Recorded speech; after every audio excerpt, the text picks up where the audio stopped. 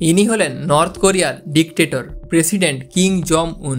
বলা হয় ইনি নর্থ কোরিয়ায় একটি আলাদাই দুনিয়া বানিয়ে রেখেছেন, এমন এক দুনিয়া যেখানে শুধুমাত্র তারই হুকুম চলে।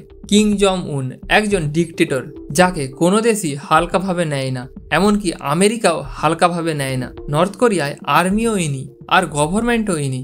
কিং জং উন শুধু শক্তিশালী মানুষ নয়, ইনি খুব বিপজ্জনক একজন। এখানে ল তৈরি করেন ইনি নিজেই, আবার ল উল্লঙ্ঘন করেও ইনি নিজেই। কিং জং উনের তৈরি ল যদি অন্য কেউ ভাঙার চেষ্টা করে তাহলে তাকে পৃথিবী থেকে সরিয়ে ফেলাই যেন তার একমাত্র লক্ষ্য, সেটা তার নিজের কাকা বা নিজের ভাই যেই হোক না কেন। নর্থ কোরিয়ার প্রেসিডেন্ট কিং জং উনের বড় ভাই কিং জং নাম সবসময় নর্থ কোরিয়ার প্রেসিডেন্টের বিরুদ্ধে প্রোটেস্ট করতেন। এই কারণেই 2003 সালে সাজা হিসেবে তাকে দেশ থেকে বের করে চায়নাতে পাঠিয়ে দেওয়া হয়েছিল।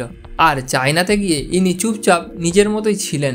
নিজের ভাইকে দেশ থেকে বের করে প্রেসিডেন্ট খুব একটা লাভবান না হলেও উল্টে নিজের ক্ষতি করে বসেছিলেন, কারণ রিপোর্টের মতে কিং জং নাম নর্থ কোরিয়ার সবচেয়ে বড় শত্রু আমেরিকান স্পাই এজেন্সি CIA এর ইনফরমার হয়ে যায়। তাদেরকে নর্থ কোরিয়ার যাবতীয় ইনফরমেশন দিতে থাকে। কিং জং উনের ভয় ছিল যে আমেরিকান এজেন্সি CIA তাকে মেরে নর্থ কোরিয়ার প্রেসিডেন্ট করবে, আমেরিকা তাদের মর্জি মতো চালাবে। এই বিষয়টি কিং জং উনের মাথা ব্যথার কারণ হয়ে উঠেছিল। এটি এমন সমস্যার সৃষ্টি করেছিল যাকে দমন করতেই হতো। 13 ফেব্রুয়ারি 2017 সালে কিং জং নাম কুয়ালালামপুর থেকে ম্যাকাও যাওয়ার জন্য কুয়ালালামপুর ইন্টারন্যাশনাল এয়ারপোর্টে আসে। তিনি এই বিষয়টি এতটুকু বুঝতে পারেনি যে তাকে মারতে এয়ারপোর্টে আগের থেকেই একটি গ্রুপ অপেক্ষা করছিল। এই কাজটি করার জন্য সুন্দরভাবে গুছিয়ে একটি প্ল্যানিং করা হয়, যেমনটা মুভিতে দেখা যায়। একজন কোরিয়ান ছেলে নিজেকে টিভি প্রডিউসার পরিচয় দিয়ে দুজন মহিলাকে এটা বলে হায়ার করেন যে তিনি একটি কমেডি শো শুরু করতে চলেছে। একজন মহিলা ছিলেন ভিয়েতনাম থেকে, আরেকজন ছিলেন মালয়েশিয়ান। তাদের বলা হয়েছিল তারা একটা প্র্যাঙ্ক শো করতে চলেছে। তাদের অচেনা মানুষের মুখে একটি তেল লাগাতে হবে আর সেটা একটি সিক্রেট ক্যামেরা দিয়ে তাদের রিয়াকশন রেকর্ড করা হবে। দুজন মহিলার কনফিডেন্ট বাড়ানোর জন্য প্রায় কয়েক মাস পর্যন্ত এই প্র্যাঙ্ক শো শ্যুট করা হচ্ছিল, যাতে বেবি অয়েল ব্যবহার করা হতো। কিন্তু ওই দুজন মহিলা এতটুকুও টের পেল না যে এই প্র্যাঙ্ক তাদের একদিন ডুবিয়ে ছাড়বে। 13 ফেব্রুয়ারি 2017 সালে সো কল্ড প্রডিউসার দুজন মহিলাকে এই একই প্র্যাঙ্ক করার জন্য কুয়ালালামপুর ইন্টারন্যাশনাল এয়ারপোর্টে নিয়ে আসে নর্থ কোরিয়ার প্রেসিডেন্টের ভাই কিং জং নাম।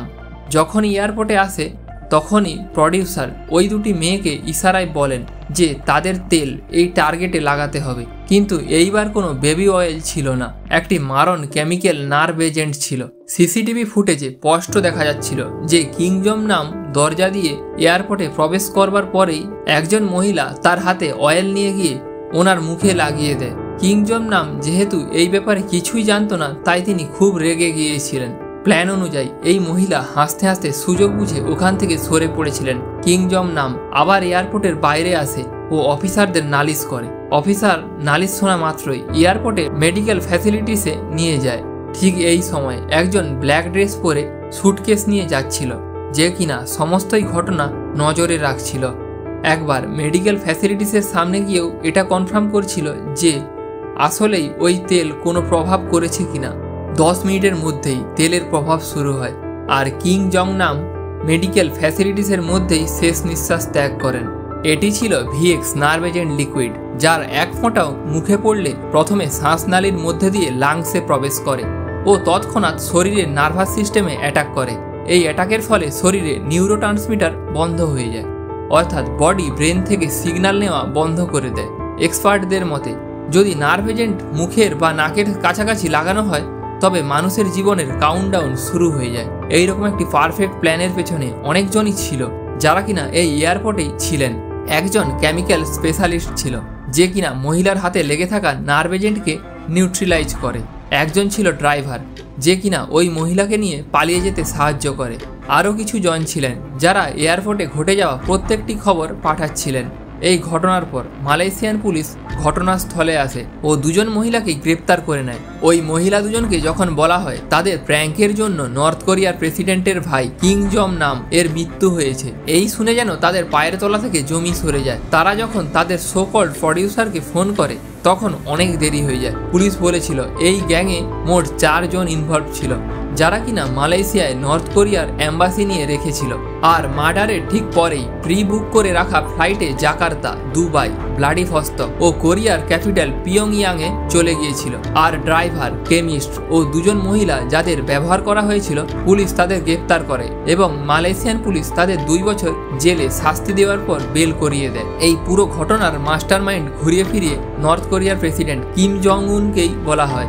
নর্থ কোরিয়ায় কিম ফ্যামিলি প্রায় 80 বছর ধরে হিংসা ও সন্ত্রাসের দ্বারা রাজত্ব করে চলেছে। এখানে কিম জং উনের পাওয়ার এতটাই বেশি যে এখানে কেউ নিজের ইচ্ছে কিছু করতেই পারবে না। এখানে টাকা শুধু তাদেরই আছে যারা প্রেসিডেন্টের হয়ে কাজ করেন। এখানে লোকাল পপুলেশন কন্ট্রোল করবার জন্য তাদের গোলাম বানিয়ে কাজ করানো হয়। আর কেউ ভুল করেও যদি প্রতিবাদ করে বা প্রেসিডেন্টের বিরুদ্ধে একটিও শব্দ বলে, তার সাজা মৃত্যু বা তার থেকেও ভয়াবহ কিছু হয়। আর ঠিক এই কারণেই নর্থ কোরিয়াতে 60% মানুষ প্রভার্টি অর্থাৎ গরিবের মধ্যে রয়েছে। এখানে রোড আছে কিন্তু তাতে গাড়ি চলে না, কারণ এখানে লোকজনের গাড়ি কেনার টাকাই নেই। এখানে না তো ফেসবুক রয়েছে, না তো হোয়াটসঅ্যাপ, আর না তো ইউটিউব। সোশ্যাল মিডিয়ার কোনো কনসেপ্টই নেই, অর্থাৎ এখানে ইন্টারনেটের ডেফিনেশনটাই আলাদা। সাধারণত এখানে কোনো ট্যুরিস্ট যেতেই চায় না, কিন্তু তাও যদি কেউ যেতেই চায় তবে নর্থ কোরিয়াতে ঢোকার আগে তার খুব কঠিনভাবে তদন্ত করা হয়। ট্যুরিস্টের ফোনে প্রথমে ফটো চেক করা হয়। নর্থ কোরিয়ার দুর্দশার ছবি যদি কোনো ফটোতে পাওয়া যায় তাহলে পুরো ফোনটাকেই জব্দ করে নেওয়া হয়। নর্থ কোরিয়াতে বিদেশি চলচ্চিত্র ও গান শোনায় প্রতিবন্ধকতা লাগিয়ে রেখেছে। নর্থ কোরিয়া থেকে ইন্টারন্যাশনাল কল করা একটা বড় ক্রাইম। 2007-এ একজন ব্যবসায়ীকে তখনই মেরে দেওয়া হয়েছিল যখন তিনি তার সিক্রেট মোবাইল থেকে একবার ইন্টারন্যাশনাল কল করেছিলেন। North Korean dictator Kim Jong Un এর যে কোনো কথা না শোনা বা মিটিংয়ে তার সামনে ঘুমিয়ে যাওয়াতে অফিসারদের কড়া সাজা ভোগ করতে হতে পারে। একবার মিটিংয়ের সামনে যখন ডিফেন্স মিনিস্টার এর ঘুমের ঝোঁক এসেছিল, তখন সবার সামনে তাকে মৃত্যুদণ্ড দেওয়া হয়েছিল। এই সমস্ত কঠিন রুলস ছাড়াও নর্থ কোরিয়ার মানুষেরা কেউ যদি আন্দোলন করে তবে শুধু তাকে নয়, তার পরিবারের সবাইকে মেরে দেয়। আসলে নর্থ কোরিয়ার প্রেসিডেন্ট এটা মনে করেন যে রক্ত তার সাথে বেইমানি করেছে তার এক বিন্দু রক্ত এই পৃথিবীতে রাখা উচিত নয়। আর সেই সমস্ত শাস্তি দিয়ে পারিপার্শ্বিকের মনেও একটা ভয় তৈরি করার চেষ্টা করে। শুধু তাই নয়, এখানে শুধুমাত্র কিছু গভর্নমেন্ট অ্যাপ্রুভস হেয়ার কাটসই করা হয়। এখানে খেলারও কিছু নিজের নিয়মাবলী অনুসরণ করতে হয়। নর্থ কোরিয়াতে কোনো ধর্মীয় কার্যকলাপ করার অনুমতি নেই। আর এর পরেও যদি কারো কাছে কোনো ধর্ম বই বা একটি পৃষ্ঠাও পাওয়া যায় তবে তার শাস্তি ভয়ঙ্কর হতে পারে। অর্থাৎ এটা বলা যেতে পারে নর্থ কোরিয়া পৃথিবীর সবচেয়ে বড় জেল বললেও কিছু ভুল হবে না। আর এই জেল থেকে বেরানো প্রায় অসম্ভব। এই সমস্ত ঘটনা জানার পর আমাদের সবার মনে একটি প্রশ্ন আসে যে কিম জং উন বা তার পূর্বপুরুষ এত নিয়ম, এত নিষেধাজ্ঞা কেন রেখেছে? এই প্রশ্নের সোজাসুজি উত্তর হলো পাওয়ার। হ্যাঁ, এটাই। যখন কোনো ডিক্টেটর তার দেশের উপর জুলুম করে তখন সে নিজেও জানে যে তাদের যদি স্বাধীনতা দেওয়া হয় তবে সবার প্রথমে আমারই রাজত্বটা ছিনিয়ে নেবে। আর ঠিক এই কারণেই কিম জং উন পূর্বপুরুষ থেকেই হয়ে আসা শাসন আজও চালিয়ে যাচ্ছে। নর্থ কোরিয়াতে হওয়া হিউম্যান রাইটস ভায়োলেশনের বিরুদ্ধে কিমের সবচেয়ে বড় শত্রু আমেরিকাও খুলে কথা বলতে পারে না, কারণ নর্থ কোরিয়া একটি nuclear power state. America north কোরিয়াতে ফিজিক্যাল ইন্টারভেনশন না করতে পারলেও আমেরিকা ভারী মাত্রায় স্যাংশন লাগিয়ে রেখেছে।